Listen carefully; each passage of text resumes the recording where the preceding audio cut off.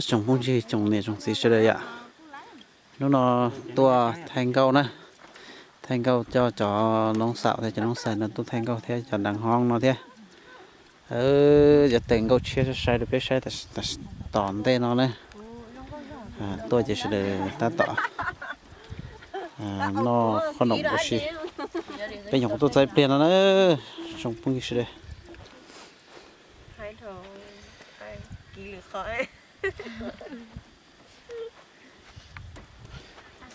nó khô mi nó có nồng nó ở từ lòng long nhiệt từ từ về từ say này ạ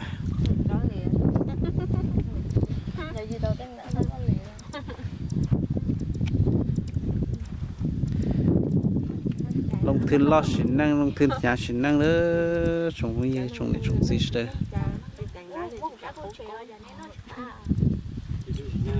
tôi sa bà đây tàu nữa rồi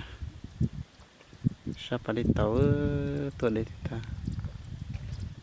trồng gì trồng này trồng gì đây sẽ được bắt chân gà thế nữa giờ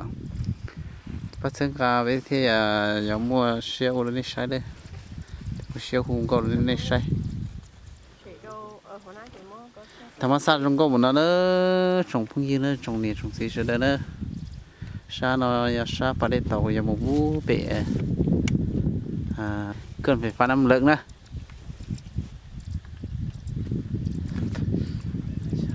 bây giờ không ô tê phụ số nó ô tê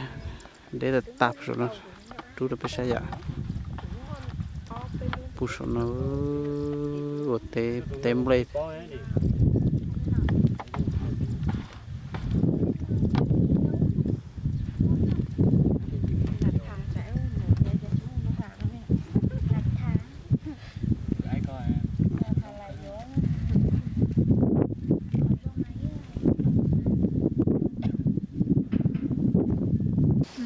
trong cao ở mông bê hưu tiệp báo có chia này ạ. Vâng. Cho trong cao tu chia thế. Nếu chỉ trả là, dạ hãy không mấy đâu cho cứ tí cho tí cho nên chỉ là cái bát chân cả co thế. Cho họ nói là nông sản chia này cho giờ không có chia. Dạ. Dạ 20 đâu cho nè thì cái tin chăm không sẽ được cái ba chân gà có thế giờ lấy cha lo và cho nhà đấy cho chị ba chân gà của thế ạ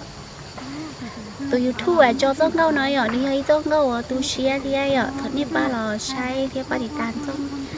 từ YouTube cho giống câu nói ạ giờ lấy cha lo cho đó đi sẽ đời ạ